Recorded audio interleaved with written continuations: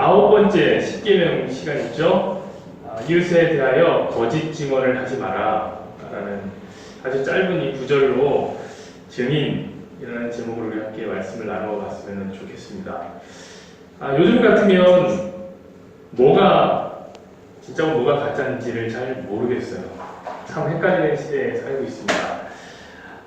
연예인 여자친구한테 맞아서 너무 몸이 아프다는 일반인 남자친구, 그런 친구가 있는가 하면 일반인 남자친구에게 맞았다 내가 라고 말하는 연예인 여자친구, 뭐가 맞지? 돈을 줬다고 쪽지 하나를 남겨두고 자살한 한 경제인, 그 경제인이 돈을 받은 적이 없다고 말하는 정치인, 성폭행을 당했다고 말하면서 젊은 나이에 생을 마감한 한 여자 연예인, 나 그 여자 연예인을 알지도 못한다라고 잡아떼는 정재계 그리고 또 언론계의 인사들, 권력을 남용해서 천문학적인 돈을 벌어들인 거니까 이 돈을 추징하겠다고 말하는 법원, 내 통장에는 29만 원밖에 없다고 말하는 전직 대통령, 과연 무엇이 맞는 것인가? 누군가는 진실을 얘기하고 있고요. 그렇다면 누군가는 반드시 거짓말을 이야기하고 있는 것이 아니겠습니까? 이 시대가 참으로 거짓말 잔치인 것 같습니다. 제가 최근에 들은 가장 황당한 거짓말이 뭐냐면은 바로 제 후배의 이야기예요. 제 후배가 참 잘생겼습니다. 여러분 그런 말 아시잖아요? 유유상종이라는 말 아시잖아요? 후배가 참 잘생겼어요. 교회에서 찬양 인도도 하고 하니까 인기가 참 많아요. 근데 그 교회에 한 자매가 이렇게 등록을 했대요. 근데 아니나 다를까 이 자매가 그 후배에게 한눈에 그냥 반해버렸습니다. 근데 이 자매는 좀 독특해요. 자신의 모든 표현을 서슴없이 다 하는 자매예요. 그래서 이 후배에게 내가 너무 좋아한다고 얘기했는데 후배가 거절을 했어요. 자, 그렇게 일이 돌아가나 싶었어요. 근데 어느 날은 이렇게 셀이 모여서, 이렇게, 여러분 셀 아시죠? 우리 교회는 아직 셀이 없지만, 곧 생길 거 아닙니까, 여러분? 셀이 모여서 함께 이야기를 하는데, 그런 얘기 하면 안 돼요. 제가 미리 얘기 드릴게요. 이런 얘기를 했나봐요. 서로 이상형에 대해서 얘기합니다. 왜 교회끼리 모여서 그런 얘기 하는 거예요? 그런 얘기 하지 마세요, 여러분? 이상형을 얘기하라고 하는데, 우리 후배가 거기다 대고 평소에 생각하는 이상형을 얘기하는 거예요. 나 키가 큰 여자를 좋아한다. 이렇게 얘기를 했대요. 근데 마침 그 셀 리더가 여자였는데 키가 컸어요. 그랬는데 이 자매가 그걸 보더니 혼자 삼각관계에 빠져버린 거예요. 그래서 어떻게 하냐면 이 자매가 그 후배와 셀 리더가 벌거벗고 뒹구는 것을 봤다 내가. 이러면서 교회에다가 막 거짓말을 하고 다니는 거예요. 그 얘기를 저한테 얘기해 주는데 제가 그 얘기를 들으면서 한참 웃었습니다. 웃었어요. 소리를 내면서 꺼이꺼이 들어서 웃으면서, 야, 너 아직 안 죽었구나. 살아있구나. 라고 얘기했더니 친구배가, 형님 그거 웃지 마세요. 저 너무 힘각해요. 너무 힘들어요. 교회에 가기가 힘들어요. 그 셀 리더랑 아무 일도 없었는데 얼굴을 못 보겠어요. 그러는 거예요. 얼굴을 못 보겠다고. 한 형제에게 참 당혹스러운 일을 안겨준 거짓말이다라고 생각합니다. 그러나 여러분, 이 거짓말의 피해는 이 정도뿐만이 아니라 참혹한 피해를 안겨주는 거짓말들이 많이 있습니다. 최근에 신문에서 봤는데 한 젊은 남성이 거짓말 때문에 인생을 망치는 이야기를 제가 봤습니다. 이 젊은 남성은 이제 막 대학을 졸업하고 대기업에 취업한 전도 유망한 청년이었어요.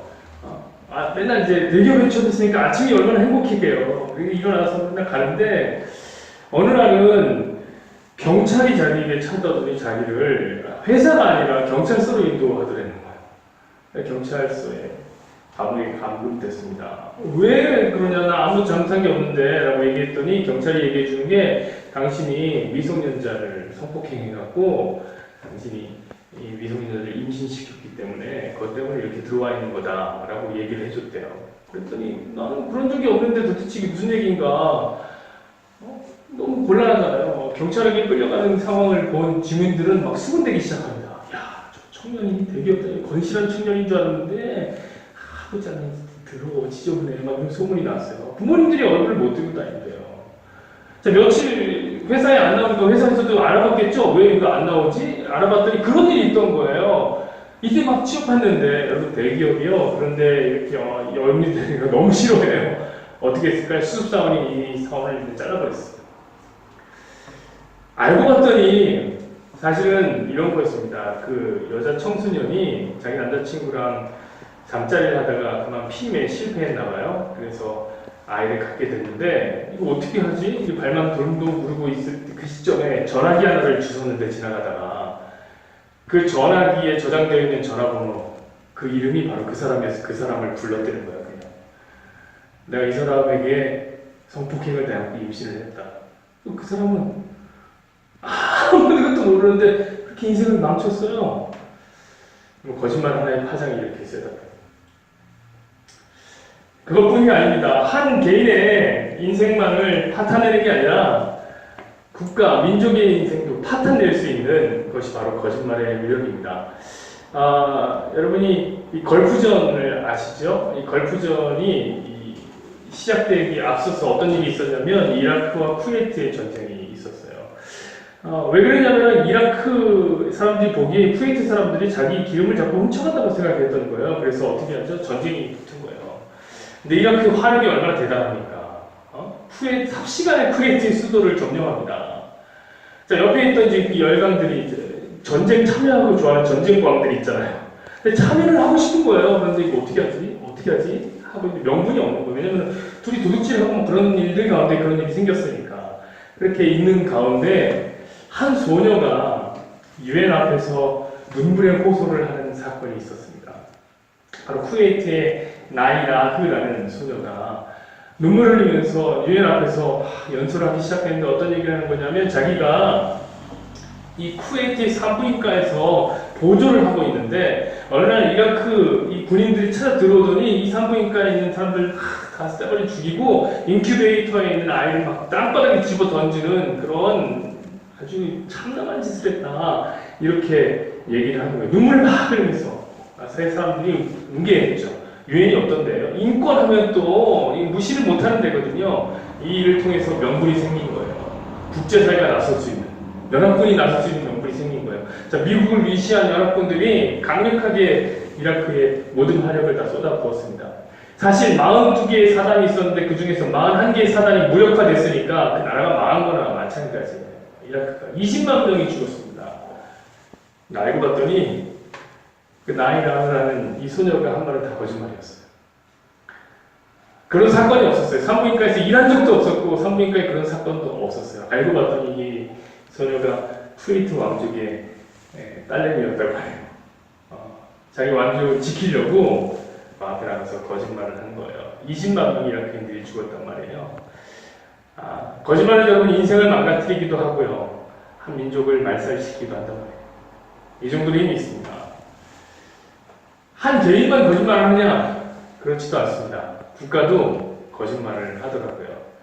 어느 날 잘 살고 있는 멀쩡히 공부하고 독서하고 있는 대학생들을 잡아갑니다. 고기잡이 하던 어부를 잡아가요. 대학 교수를 잡아가고요. 제1교포를 잡아가요. 일가족 4명을 잡아가요. 그리고 부르더니 뭐라고 하냐면 너 간첩이지? 라고 얘기합니다. 너 간첩이잖아. 다 알아. 라고 몰아붙이기 시작하는 거예요. 그리고 고문을 해요. 자, 고문은 참을만해요. 근데 문제는 뭐냐면 가족이 함께 고문을 당하는 거예요. 가족이. 그래서 가족에게 얘기하는 거예요. 야, 네 오빠가, 네 아버지가, 네 여동생이 이미 다 간첩이라고 자백했어. 그러니까 너만 자백하면 돼. 너 자백 안 하면 너도 잡혀 들어간다. 라고 얘기해요. 자, 이미 고문 때문에 몸이 많이 힘들고 지쳐있는 상황 아닙니까? 이미 자백을 했다니까 뭐라고 그래요? 난 간첩인지도 몰랐는데 그런가 봐요. 만나봐요. 하고 자백을 해버려요. 그 자백으로 그 사람을 간첩으로 만드는 거예요. 그렇게 적게는 몇 년을, 많게는 40년이 넘는 세월을 국가보안법을 위반했다는 이유로 특수한 관리를 받으면서 죄인으로 살아간 사람들이 수십 명이 넘습니다, 여러분. 수십 명이 넘어요. 국가가 하는 거짓말이죠.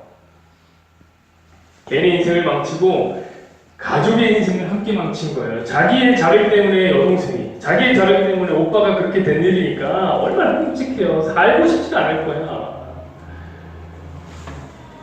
여러분, 이게 남이 당한 일이어서 그렇지 자기가 그 일을 당했다고 한번 생각해 보십시오. 어느 내가 멀쩡히 살고 있는데 나를 간첩으로 몰아갔다.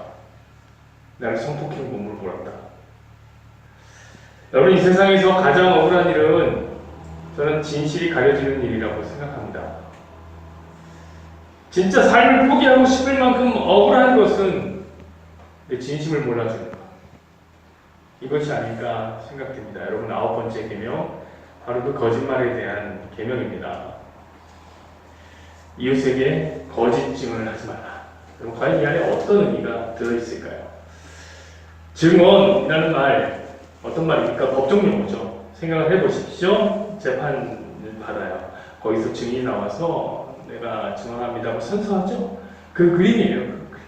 자, 그러나 이 증언을 법정 용어로만 국한한다면 조금 문제가 되는 게 있어요. 왜 그러냐면, 생각해보십시오. 여러분들이 살면서 이웃에 대해서 법정에 나가서 증언할 수 있는 기회가 몇 번이나 있겠어요? 평생 한 번 있겠습니까? 그럼 저는 그 한 번도 없었으면 좋겠어요. 여러분, 재판하지 마세요. 제발 그런데 연루되지 마세요. 한 번 있을까 말까 하는 얘기예요. 자, 그렇다면 이것을 법정용어로 국한한다면 이것은 어쩌면 우리의 일반적인 삶과는 거리가 멀게 된 이야기가 될 것입니다. 이 구계명은 우리 일상적인 상황과는 아무 상관이 없는 일이 될 거예요. 그래서 이 상황을, 이 용어를 조금 더 넓게 해석한단 말이에요. 사람들이 어떻게 해석하느냐? 가짜뉴스 이런 거 전하지 말라는 거예요. 카더라 통신 이런 거 전하지 말라 이 말이죠. 요즘에 가짜뉴스 어떤 게 많이 도움입니까? 제가 가만히 보니까 북한과 요즘에 우리나라가 화해 모드잖아요. 그러면서 이제 너무 두 정상이 각각 백두산도 함께 올라가고 그런 걸 보면서 이런 뉴스가 돌더라고요. 북한의 김정은이가 우리나라 문재인 대통령에게 국민연금 800조 중에 200조를 달라고 그랬다. 그게 이제 합의가 되면서 이런 일들이 생기는 거다라는 뉴스가 돌더라고요. 그것도 기독교 보수단체들에서 그게 이제 돌기 시작한다는 거예요. 자, 이런 거를 전하지 말라는 것이다 라고 이제 해석하는 거죠. 물론이에요. 이런 거 전하면 안 되죠. 당연한 거예요. 여러분, 그러면 조금 더 생각해서 진짜 뉴스는 막 전해도 되는 겁니까? 진짜는 막 전해도 돼요? 이웃집에 옆집 사는 김집사님 남편 바람난 게 진짜예요. 진짜 맞어요. 막 전해도 됩니까? 전할 필요 없잖아요, 그런 거. 제가 설교를 끝난 다음에 광고를 하면서 우리 박 권사님 둘째 아들 이번에 대학에서 떨어졌습니다. 사실입니다. 이런 얘기를 뭐하러 한단 말이에요. 그런 건 할 필요도 없는 거예요. 진짜 있어도 전할 필요가 없는 건 전하지 않아도 되는 거예요. 더 나아가서 이렇게도 해석하더라고요. 거짓말을 하면 안 된다. 하나님은 선한 거짓말도 싫어하신다 라고 말씀하시는 목사님도 제가 봤습니다. 정말일까요, 여러분? 때로는 가짜로 거짓말을 얘기해야 될 때가 있다니까요. 사람 살면서 진짜만 얘기하면 인간관계 못합니다. 그 영화도 보셨잖아요. 그렇지 않나요? 선한 거짓말을 해야 될 때도 있어요. 특히 이렇게 목회를 하다 보면 선한 거짓말을 해야 될 때가 있어요. 저도 거짓말을 태박교회가 열리고 나서 했던 것 같아요. 전에 지나가 여자친구 하나를 데리고 와갖고 말이에요. 그래서 소개를 해주는데 그런 기회가 많습니다. 제가 소개를 받았는데 제가 그들을 이렇게 밖에까지 인도하면서 여자친구한테 거짓말을 했어요. 뭐라고 얘기했냐면 지나가요. 내가 이렇게 생겼어도 이렇게 말도 안 하고 답답해 보여도 참 착합니다. 참 좋아요. 네, 진국입니다. 둘이 꼭 오래 살아나세요. 이렇게 얘기했다는 거 아니에요? 둘이 헤어졌어요. 어쩔 줄 모르겠어요. 이제 어떻게 될지. 그냥 막 얘기하는 거예요. 진아에 대해서. 저 거짓말을 했다니까요. 여러분 그렇잖아요. 누가 이렇게 와서 저 결혼할 사람입니다 라고 남자, 여자, 자매 데리고 와요. 그럼 거기 보고 제가 보기엔 별로입니다 라고 얘기하면 큰일 나요. 진짜 괜찮다. 어디서 이런 사람을 얻어왔니? 이렇게 얘기를 해줘야 된다니까요. 그렇지 않나요, 여러분? 거짓말 해야 될 때도 있어요. 해야 될 때도 있어요. 이런 상황이면 어떻게 할까요? 진실이 갈리는 거. 그렇잖아요. 이 세상의 모든 진실, 여러분이 아는 진실이 어떻게 진실이라고 확신하죠? 진리라고 확신하죠? 이 세상의 진리는, 이 세상의 진실은 시점과 관점의 차이에 따라서 다 달라요. 다 달라요. 이런 얘기가 있습니다. 안방에서는 시어머니 말이 맞고 부엌에서는 며느리 말이 맞다. 그렇지 않나요? 둘이 뭔가 문제 생겼어요. 한 사람 말만 들으면 반드시 실패합니다. 둘 모두의 얘기를 들어봐요. 그럼 둘 다 맞는 얘기를 한다니까요. 여러분, 똑같은 진실, 똑같은 상황도 받아들이는 사람에 따라서 달라요. 그 얘기를 하는 걸까요, 지금? 여러분, 질문하시는 그리스도인이 되셔야 됩니다. 이게 뭐지 도대체? 질문하시는. 그러면 또 어떤 분들이 이럴 거예요. 이렇게 잘 공격적으로 질문하는 분이 있어요. 우리 목사님이 거짓말해도 된다고 얘기하십니다. 우리 목사님이 가짜뉴스 그런 얘기 하는 건 좀 아니죠? 여러분 오해하시면 안 돼요. 당연한 거예요. 당연히 거짓말하면 안 되죠. 당연히 가짜뉴스 전하면 안 되죠. 비방하면 안 돼요. 중상모략하면 안 돼요. 비난하지 마세요. 아첨하는 말도 하지 마시란 말이에요. 진짜 뉴스도 전해야 될 것만 전하시란 말이죠. 여러분 그런데 이게 뭐예요 도대체? 이거 왜 우리끼리 모여서 하는 거죠? 이거 저 세상에 나가서 진짜 아니에요? 이거 진실 아니에요? 저 세상 사람들 거짓말하라고 가르칩니까? 여기서뿐만 아니라 저 밖에서도 그건 진짜예요. 여기서 그 얘기 하려고 이런 얘기를 할까요? 여러분 때로는 선한 거짓말도 필요하다니까요. 이걸 절대적인 윤리나 도덕으로 받지 마시라고요. 때로는 거짓 증언도 필요하다니까요. 여러분 라합이라는 여자 아십니까? 여리고성의 라합이라는 여자가 이스라엘의 두 정탐꾼이 돌아다니는 것을 보고 자기 집으로 숨겨준다는 거예요. 여리고성의 군사들이 이 라합을 찾아갑니다. 어디 갔냐? 두 정탐이 지금 돌아다니는 걸 봤는데 이제 내가 죽여야 되겠는데 어디 갔냐? 거짓 증언하지 않기 위해서 여기 숨었는데요. 이렇게 얘기했어요? 그렇게 얘기 안 했어요. 저리 멀리 갔습니다. 벌써 빨리 쫓아가면 당도할 겁니다. 라고 얘기한단 말이에요. 여러분 거짓 증언도 때로 필요하다. 오늘 말씀은 단순하게 도덕적, 윤리적인 이야기만을 하는 게 아니에요. 제가 늘 말씀드렸던 쉽게 배우면 단순한 도덕, 절대적 도덕 윤리를 얘기하는 게 아니란 말이에요. 하나님도요, 사무엘이라는 선지자에게 거짓말하라고 가르쳐요. 한번 볼까요? 사무엘상 16장 2절 보시죠. 이렇게 써 있어요. 사무엘이 이르되 내가 어찌 갈 수 있으리까? 사울이 들으면 나를 죽이리라 하니 여호와께서 이르시되 너는 암송아지를 끌고 가서 말하기를 내가 여호와께 제사를 드리러 왔노라 하고. 자, 상황이 이래요. 사무엘이라는 사람이 하나님에 의해서 사울이라는 왕에게 기름 부어서 왕을 세웠어요. 사울이라는 사람. 근데 사울을 왕을 세우고 왔더니 너무 말을 안 듣는 거예요. 하나님 말씀을. 그래서 하나님이 얘는 안 되겠다. 바꾸자. 라고 해서 다윗이라는 왕에게 기름을 부어서 왕으로 세우려고 합니다. 16장 1절을 보니까 하나님께서 이런 얘기를 하세요. 야, 뿔에다가 기름을 채워갖고 이새의 집에 가라. 거기서 왕으로 세울 자가 있을 거다. 그랬더니 사무엘이 너무 쫄았죠. 어떻게, 사울이 아직 살아있는데요. 사울이 시퍼렇게 제 눈을 보고 있는데 어떻게 하죠? 라고 이제 하나님 뭐라고 해요? 이래서 선지자들은, 이래서 목회자들은 너무 융통성이 없어. 뭔 소리 하는 거야? 너 내가 암송아지 하나 끌고 가서 제사 드리러 왔다고 얘기하면 되잖아. 거기다 대고 굳이 뭐 다윗을 내가 기름 부어 왕 바꾸려고 왔다 이렇게 얘기하지 말라는 거 하나님이. 여러분 때로는 하나님도 이렇게 말씀하셨다. 절대적인 윤리 이런 거 아니에요. 여러분 그럼 오늘 이 구비계명 속에 도대체 어떤 메시지가 숨어 있을까? 우리 그걸 보는 거예요. 목사님 저는 그걸 가르치는 거예요. 여러분 이 말을 제대로 알기 위해서는 이웃이라는 말을 잘 알아야 됩니다. 이웃에게 거짓 증거하지 마라. 여러분 이웃이라는 말은 히브리어로 레아라고 얘기하는데 뭐 형제, 친구 다 비슷한 말을 쓰면 똑같은 말을 씁니다. 이 말이 어디서부터 오냐면은 라라는 히브리어에서 오는 거예요. 이 라는 무슨 뜻이냐면 양을 치다, 꼴을 먹이다 라는 뜻을 갖고 있어요. 그러니까 양의 필요를 채우는 거죠. 그래서 사실 이 이웃이라는 말, 형제, 친구 이런 말에는 이런 의미가 들어있는 거예요. 함께 들어있는 거예요. 필요를 채워준다 라는 의미가 함께 들어있는 거예요. 누가복음 11장에 가면 떡 3덩이를 빌리는 친구의 이야기가 나와요. 밤이 늦었어요. 다 잠자고 있어요. 근데 친구가 와서 문을 두드려요. 나 배고프다. 떡 3덩이만 다오. 여러분 이게 우리나라에서는 있을 수 있는 일입니다. 다 잠자고 있는데 떡 3덩이를 들어 문 두들기면요 난리 납니다. 아무리 제가 상호쌤과 친하지만 상호쌤이 이제 신혼을 좀 맞이해서 신혼집에서 주무시고 계신데 제가 새벽에 3시인가 못 드시면서 떡 3덩이만 해주십시오 라고 하면 상호쌤이 탁 나와서 얘기할 거예요. 목사님 이제 우리 관계를 정리할 때가 되겠습니다. 이렇게 얘기할 거예요. 떡 3덩이 주실 건가요? 주실 수도 있는 분이에요. 그러나 유대인들은 아니에요. 유대인들은 줘야 돼요. 친구예요? 줘야 돼요. 필요를 채워주는 거예요. 그게 유대인들의 친구의 인식이에요. 이웃에 대한 인식이에요. 이웃도 같은 개념 아닙니까? 여러분 전 세계에서 국적이 확인되면 그 어느 나라 어느 곳에 가서 살 수 있는 민족이 두 민족이 있습니다.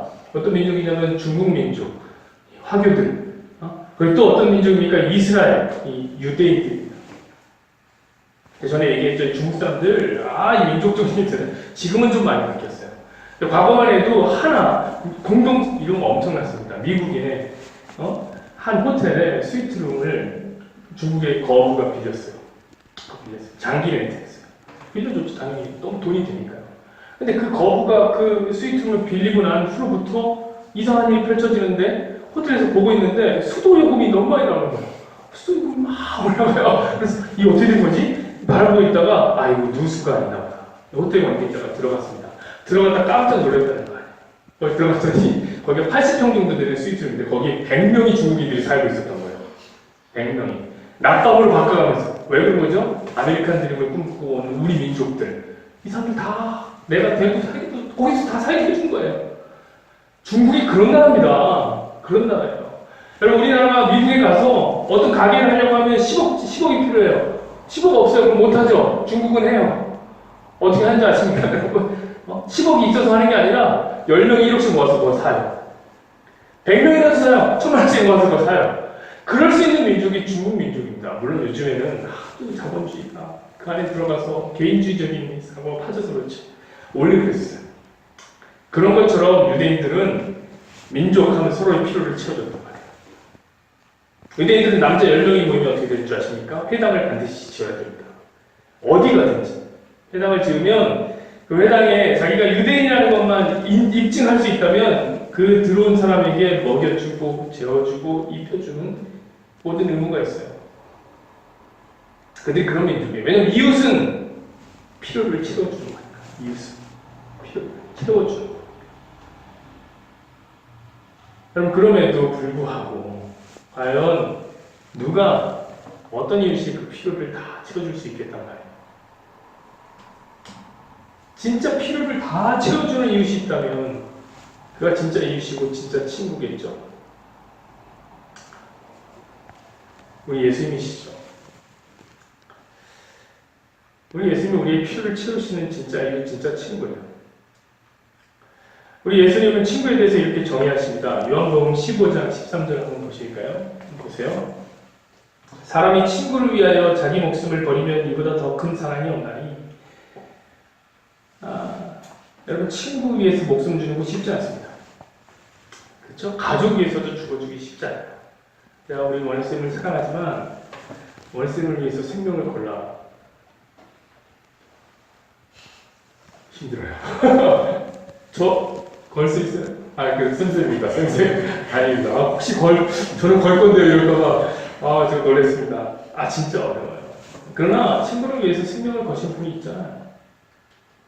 우리의 진짜 친구가 되신 예수님은 우리를 위해서 목숨을 거셨단 말이에요. 그 말은 뭐예요? 그 주님이 우리의 진짜 친구란 말이에요. 진짜 친구. 필요를 채워주시면 여러분 생명 가운데 어떤 필요를 안 채워줘요? 그렇지 않겠습니까? 제가 늘 선한 사마리아인의 비유를 얘기하잖아요. 선한 사마리아인의 비유를. 한 율법사가 와서 질문합니다. 선한 선생님이요. 내가 어떻게 해야지 구원을 받겠습니까? 예수님이 말하세요. 야, 너 율법사니까 율법에는 어떻게 구원을 받는다고 써있니? 라고 얘기하자 율법사가 대답합니다. 하나님을 사랑하고 이웃을 사랑하라고 하셨습니다. 예수님에게, 그렇게 해라. 근데 율법사가 얘기해, 내가 하나님을 알겠습니다. 그래서 하나님 사랑하겠는데, 내가 사랑해야 될 이웃은 누굽니까? 라고 말하는 거예요. 내가 사랑해야 될 이웃은 누굽니까? 뭐죠? 알려만 주면 내가 다 사랑하겠다는 거죠? 그때 나오는 게 선한 사마리아인의 비유예요. 한 유대인이 있었다. 여리고로 가는 길에 강도를 만나갖고 거반 죽기를, 이만 죽었는데 거의 죽었어요. 거의 숨이 꼴딱꼴딱해 그대로 가면 그냥 죽는 거예요. 그런 상황에 놓여 있었다. 근데 여리고로 가는 길에 한 제사장이 지나갔고 한 레위인이 지나갔다. 근데 그냥 무시하고 지나가더라. 왜 그들은 무시해야 돼요 원래. 제사장 레위인은 제사에 동원되는 사람들인데 그들은 시체를 만지면 안 돼요. 자, 거반 죽었다는 것은 죽었는지 살았는지 모르는 모습인 거예요 지금. 그러니까 만지면 안 돼요. 그들은 원래 그런 거예요. 근데 한 사마리아인이 들어갔다. 사마리아인들은 유대인들에게 특별히 율법사들에게는 엄청나게 무시받는 존재죠. 그들은 해악적인 존재란 말이에요. 지나갈 때 그가 그를 데려다가 치료해주고 먹여주고 재워주고 했다는 거죠. 그러면서 예수님이 말씀하시는 거예요. 누가 강도 만난 자의 이웃이냐. 한번 넘겨줄래? 자, 뭐야? 하나 더 넘겨봐요. 내가 뒤에 넣구나. 또 넘겨. 이거. 보세요. 율법사가 질문했어요. 누가 내 이웃입니까? 질문했어요. 예수님이 거기에 대해서 대답을 질문을 하십니다. 이렇게 얘기했어요. 누가 강도 만난 자의 이웃이냐? 여기 수학적으로 보세요. 내 이웃이라고 얘기한 이 내 율법사잖아요. 이 내가 여기서 이 문장에서 누구로 나옵니까? 강도 만난 자예요. 강도 만난 자. 야, 율법사, 네가 누구 이웃을 알면 사랑한다고 하는데 너는 강도 만난 자야. 강도 만나서 거반 죽은 자야. 죄와 허물에 의해서 너는 죽은 자야. 네가 누구를 사랑하니? 너가 사랑해야 되는 게 아니라 너를 진짜 사랑하는 사마리아인, 선한 사마리아인이 나타나야 되는데 그가 너의 이웃이 아니냐? 그 선한 사마리아인이 누구를 가르친다고 제가 말씀드렸죠? 예수님을 가르치는 거예요. 예수님. 여러분, 이웃에 대해서 거짓 증거를 하지 말라는 말, 어떻게 들려야 됩니까? 예수님에 대해서 거짓 증거를 하지 말라는 얘기예요. 더 깊은 의미가, 여러분, 많은 사람들이 이 계명을 거짓말을 하지 말라는 말이나 말을 아름답게 하거나 예쁘게 해야 된다 정도로 해석한단 말이에요. 어디 초점 맞춘 거예요? 예수님이 거짓 증언을 하지 말라는 말에 초점을 맞춘 거예요. 말. 그런 생각해 보십시오, 여러분. 굳이 말을 하지 않아도 거짓 증언을 할 수 있는 방법은 너무 많아요. 말을 안 해도 돼요, 그러면? 말 조심하고 안 하면 돼요? 묵비권을 통해서 해야 될 말을 안 할 수도 있단 말이에요. 침묵이 오히려 거짓 증언이 될 수도 있어요. 그렇지 않겠습니까? 그럼 진실된 말만 하면 문제가 없나요? 이 계명을 지키는 거예요? 아니에요. 여러분, 진실된 말만 한다 하더라도 선별된 진실만 얘기한다면, 내가 말하고 싶은 진실만 얘기한다면 그것을 통해서 거짓 증언하는 중이란 말이에요. 여러분, 말의 문제가 아니에요. 이 얘기는 지금. 초점은 어디 있냐면 말이 아니라 거짓이요. 참과 대비되는 거짓. 진리의 반대말인 거짓. 그 말은 뭡니까? 거짓을 얘기하지 말고 진리를 말하라는 거죠. 진리, 이웃에 대해서. 왜? 우리의 이웃 되시는 예수님은 진리이시기 때문에 그런 거예요. 우리 아까 전에 넘어갔는데 요한복음 14장 6절 한번 보십시오. 이렇게 써있어요. 예수께서 이르시되 내가 곧 길이요 진리요 생명이니 나로 말미암지 않고는 아버지께로 올 자가 없느니라. 제가 전에도 얘기했지만 구계명에 이웃에게 거짓된 증거를 하지 말라라는 말에 윤리도덕적인 내용이 없는 거 아니에요. 껍질이 그렇게 들어있는 거예요. 껍질. 너무 당연하잖아요. 거짓말하면 안 된다는 거 너무 당연하잖아요. 너무 당연하죠. 그러나 우리가 성경을 볼 때 그 껍질을 깨고 그 중심까지 들어가야 된단 말이에요. 그 껍질만 보고 왜 여기서 그 얘기를 듣습니까? 엄마도 얘기해요. 집에 가면 엄마가 거짓말하지 말아라. 이 얘기 하잖아요. 너 다른 사람 비난하지 마라. 우리는 그 껍질을 깨고 들어가야 돼요. 멈추면 안 돼요. 하나님이 우리의 인생에 펼쳐놓은 복음의 파편을 발견해내야 된다는 거예요. 어떤 겁니까, 여러분? 제가 처음에도 말씀드렸지만 거짓된 증거 하나로 인생이 그냥 파헤쳐지고 죽음으로 몰려가는 사람들을 한번 보시란 말이에요. 그들을 바라보면서 그 억울함과 그 고통과 그 절망을 우리가 어떻게 설명할 수 있겠습니까? 멀쩡한 사람 간첩 만들고 성폭행범으로 만드는 것만으로도 너무 고통스럽고 힘든 일이에요. 여러분, 그러나 그것은 저 천국을 가르쳐주는 일종의 교제예요. 그런 일들 통해서 우리는 천국을 볼 수 있어야 돼요. 그 눈이 열려야 돼요. 여러분. 어떤 겁니까? 그런 작은 진리도 곡해하면 그렇게 어렵고 힘들고 사람이 죽어나가는 일이 있으니까 진짜 진리가 되신 예수님에 대해서 거짓 증언하는 자는 얼마나 억울한 그 고단함을 만들어내는 자일까? 그거를 보셔야겠죠. 명분 8장 44절을 보시죠. 여기 이렇게 써 있습니다. 너희는 너희 아비 마귀에게서 났으니 너희 아비의 욕심대로 너희도 행하고자 하느냐. 그는 처음부터 살인한 자요 진리가 그 속에 없으므로 진리에 서지 못하고 거짓을 말할 때마다 제 것으로 말하나니 이는 그가 거짓말장이요 거짓의 아비가 되었습니다. 자, 여기서 말하는 진리가 진실된 말, 오늘 우리가 계속 고민하고 있는 그 말이라면 사단에게 진리가 없다는 말은 거짓말이에요. 왜 그러냐면 우리가 저 천국에 가면 마치 법정처럼 되어 있어서 우리들이 참소하는 자가 있어요. 검사 역할을 하는 자가 있어요. 누구입니까? 사탄이에요. 사탄. 하나님께 우리를 참소해요. 저 백성을 보십시오. 저 백성이 얼마나 나쁜 짓을 했고 얼마나 죄를 졌는지 보십시오. 그때 거짓말로 할까요? 우리가 안 한 것만 꾸며서 할까요? 아니요. 우리가 진짜 지었던 죄들을 쫙 나열해서 A4 용지 2만 개 정도 하나님 앞에 다 드리는 거예요. 그거 다 진실된 얘기들이 우리가 안 하고 한 게 아니에요. 그런 거짓말이 아니란 말이에요. 지금 여기서 말하는 진리는 진리 대신 예수님을 얘기하는 거예요. 예수님이 없으므로 이 안에 자기 말만 자기 생각대로 얘기하는 걸 얘기하는 거죠. 여러분, 이런 사탄처럼 진리 대신 예수님에 대해서 거짓 증언을 하는 사람들이 있습니다. 저 여러분도 함께 조심해야 되는 거예요. 처음은 먼저 목사님들이 될 수 있겠네요. 저와 같은 목사들이 예수님에 대해서 말을 많이 하니까 거짓말을 할 수 있는 확률이 높은 것 같아요. 저와 같은 목사님들 중에서 일부는 자신의 유익을 위해서 거짓말을 합니다. 치유의 종으로 소문만 나면 교회 부흥은 진짜 꿈이 아니에요. 약간 치유한, 여러분 혹시 나가서 올라가면서 누군가 하는 분이 내가 진짜 심각한 병을 앓고 있었대. 태박교회 안세진 목사님한테 기도받고 내가 나왔습니다. 라고 누가 한 두세 명에게만 전해보세요. 그러면 한참 후에는 어떻게 될지 모르지만 제가 못 고치잖아요. 그래서 한참 후에는 어떻게 고칠지 모르겠지만 몇 명이 모일 거예요. 아이 진짜 필요한 사람들 오죠 여기. 그런 것처럼 나 치유한다. 제가 전에 만민중학교에서 치유하는 영상을 보고 제가 경험해 보지 못했습니다. 만민중학교 목사님이 배에 암 걸렸다고 해서 배를 긁어요. 계속 긁어요. 너무 아프겠죠? 손톱도 길어서 긁어요. 옆에서 막 몸만 손을 다 잡고 있어요. 계속 긁어요. 그럼 어떻게 피가 나요? 더 긁어요. 피가 더 흘러요. 상처난 데를 하니까. 그 피가 나면 어떻게 됩니까? 이제 공기랑 만나니까 자연스럽게 응고되죠? 응어리가 져요. 그 응어리를 딱 잡고 내가 암을 꺼냈다. 그렇게 얘기하더라고. 그걸 다 믿고 다 거짓 증언을 하는 거죠.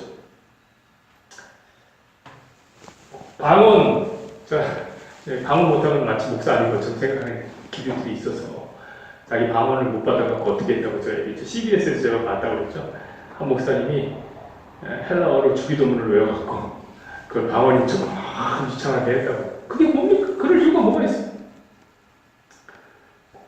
치유와 함께 이 쌍구 맞죠? 이게 있으면 진짜 또 붕해요. 먼저 죽게. 귀신 쫓아내는 거. 우리 교회에서 귀신 쫓아냈다고 하는 사람은 알 거예요. 그래서 어떻게 합니까? 이걸 어떻게든 해보려고 사람 한번 넘어뜨기만 하면 되는 거예요. 의지로! 이렇게 넘어지면 되는 거예요. 전에 제가 성경 공부할 때 말씀드린 것 같은데 강남의 최면술 학원에 누가 제일 많이 등록돼 있다고 그랬죠? 목사님들이 제일 많이 등록돼 있어요.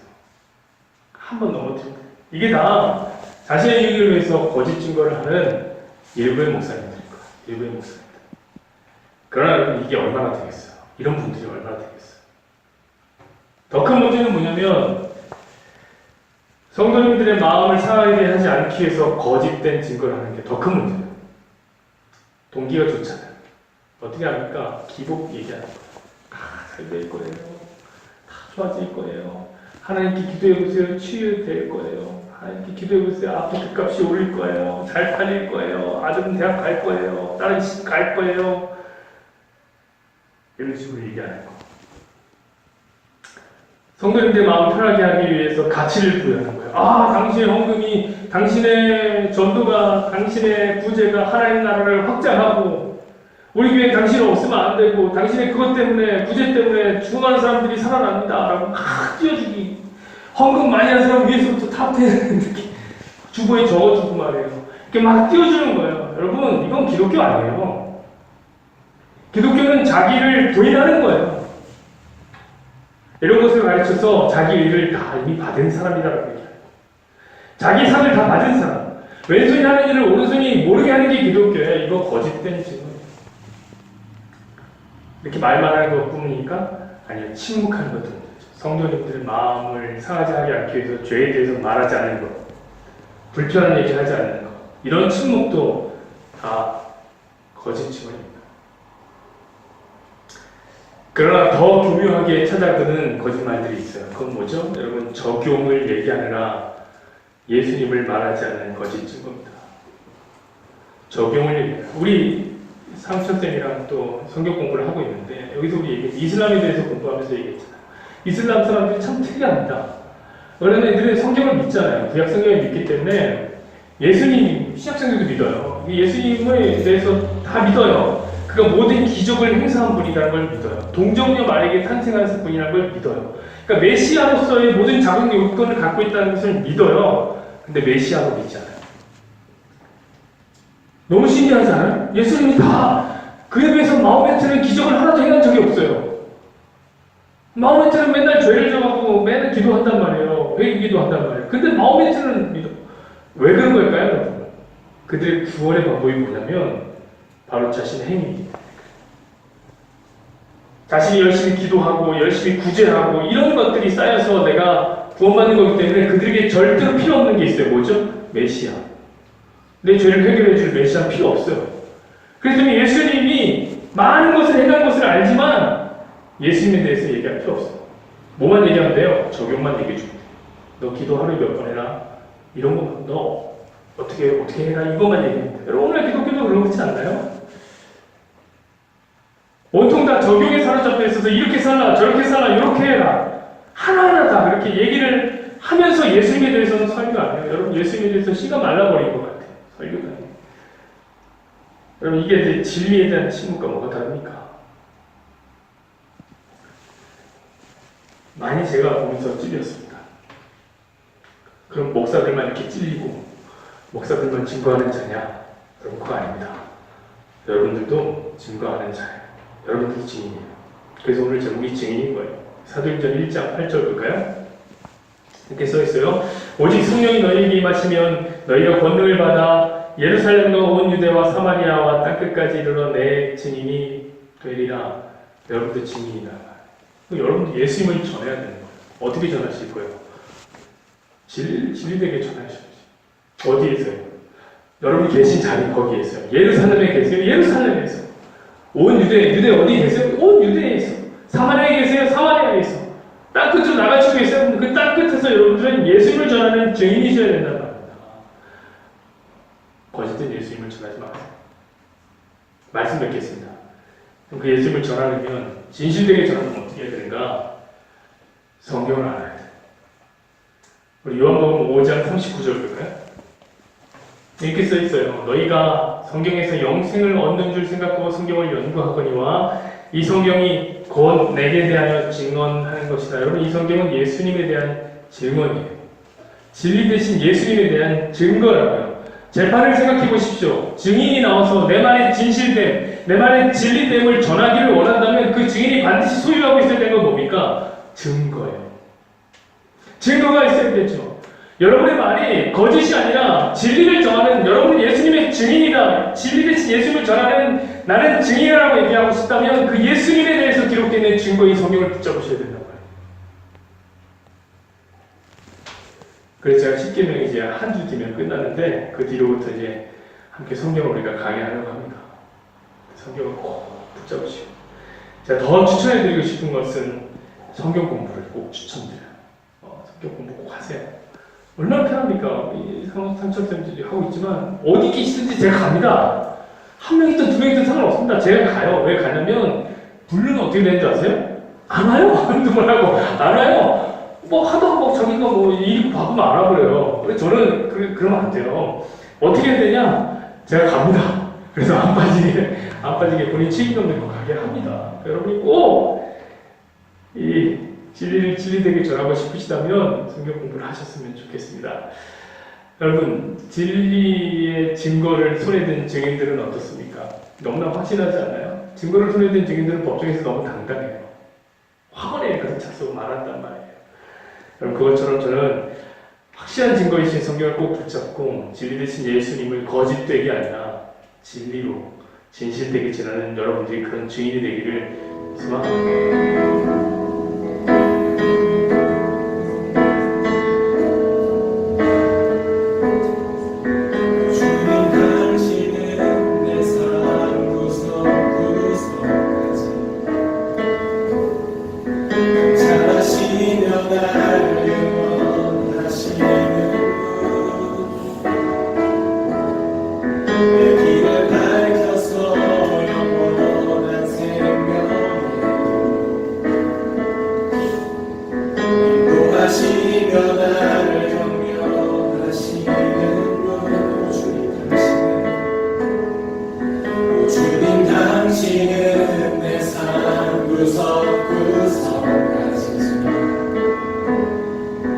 잘하시며 날